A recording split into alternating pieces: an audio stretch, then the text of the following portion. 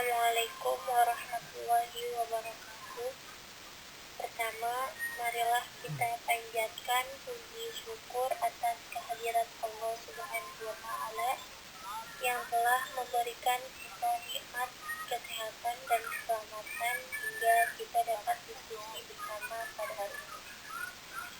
Perkenalkan, kami dari kelompok 3 yang beranggotakan Najmuddin Khairul Amal, Muhammad Fadli, Saifuddin, Nurlaila, Keiko Etanin, dan saya Susan Suzana sebagai moderator.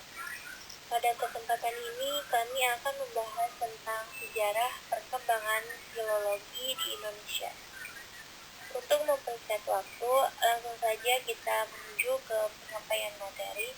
Untuk itu saya harap teman-teman semua dapat memperhatikannya dengan baik kepada materi pertama dipersilakan. Bismillahirrahmanirrahim. Assalamualaikum Nusantara dan para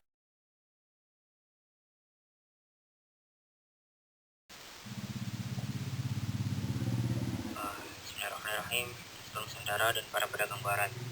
Hasrat mengkaji naskah nasional Nusantara itu mulai timbul dan kehadiran bangsa barat di kawasan ini dan kutip Nusantara pada abad ke-16. Pertama-tama untuk mengetahui mengenai adanya naskah-naskah itu dibawa oleh para pedagang. Mereka menilai naskah-naskah itu sebagai barang dagangan yang mendatangkan untung besar.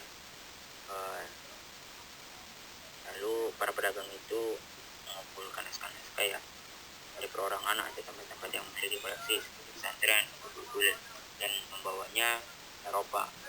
Lalu ketika sudah tiba di Eropa, mereka menjualnya kepada perorangan atau kepada lembaga-lembaga yang memiliki koleksi naskah-naskah lama.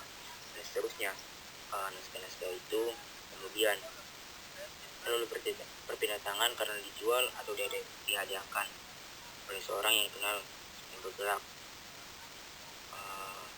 Lanjut, sehubungan dengan hal ini perlu diketahui bahwa Freddy Hotman, saudara laki-laki dari teman perjalanan Cornelis de Houtman,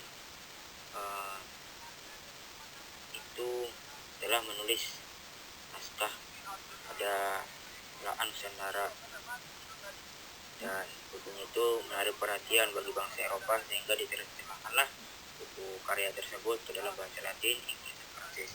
Begitu saja, terima kasih.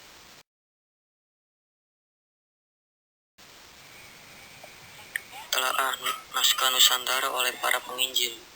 Terjemahan Alkitab pertama dalam bahasa Melayu penerbit Jacobs dan Palestine, dan nama penerjemahnya Albert Cornelis dan Ruil.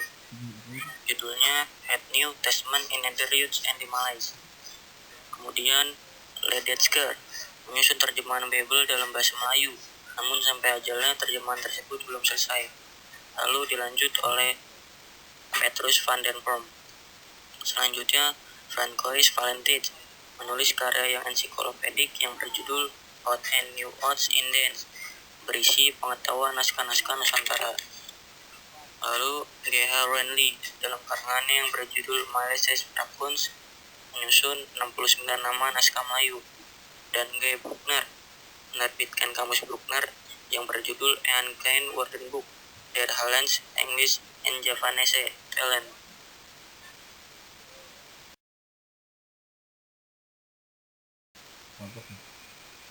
Kegiatan filologi terhadap naskah Nusantara.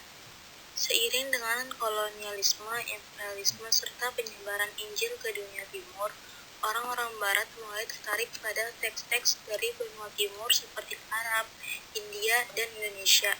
Mereka memiliki motivasi yang beragam. Pertama, mencoba memahami budaya-budaya bangsa-bangsa timur untuk tujuan komunikasi. Tujuan selanjutnya adalah untuk memantapkan penjajahan mereka. Sebagian di antara mereka meneliti teks-teks benua timur dalam rangka menerjemahkan Injil yang disesuaikan dengan kebudayaan setempat.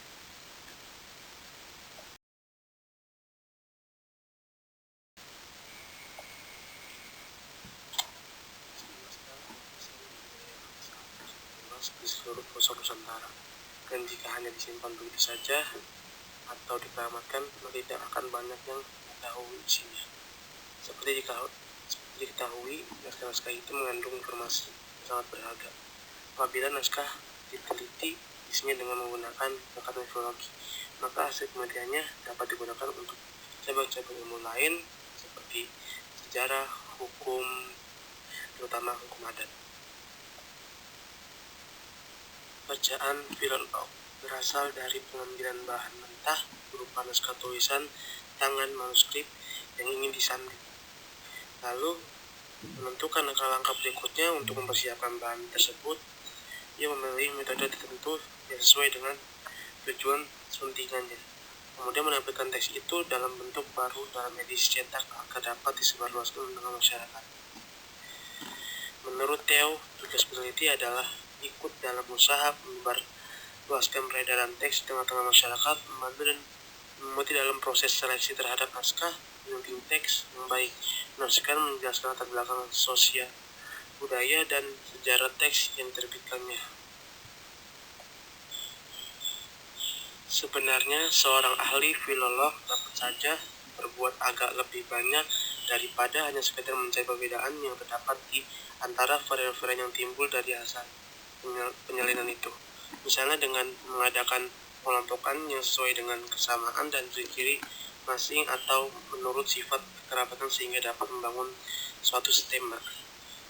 Russell Janes sebagaimana Kratz dan ahli filologi yang lain mengatakan bahwa adalah penting sekali bagi seorang filolog untuk mengadakan edisi baru berdasarkan satu naskah saja, tapi ia harus menyebutkan definisi lengkap untuk semua naskah yang lain dan menjelaskan bacaan yang berbeda dalam catatan kaki atau dalam kritik aparat. Sebab mungkin saja ada filolog yang ingin meringkas pekerjaannya. Atas dasar inilah ia tidak perlu menyebutkan tentang varian-varian yang lain. Lupis 1996-34.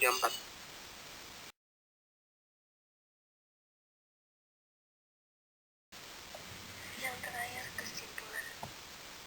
Filologi di kawasan Nusantara. Nusantara adalah kawasan yang termasuk Asia Tenggara. Kawasan ini sebagai kawasan Asia pada umumnya sejak kurun waktu yang lama memiliki peradaban tinggi yang dan mewariskan kebudayaan kepada anak keturunannya melalui berbagai media antara lain media tulisan dan berupa naskah-naskah. Naskah Nusantara dan para pedagang barat. Mengkaji naskah-naskah Nusantara mulai timbul dengan kehadiran bangsa barat di kawasan ini pada abad ke-16. Pertama-tama yang mengetahui mengenai adanya naskah-naskah lama itu adalah para pedagang. Telahan naskah Nusantara oleh para penjajah pada tahun 1629, 33 tahun setelah tibanya kapal Belanda pertama di Pulau Nusantara. Penelitian filologi terhadap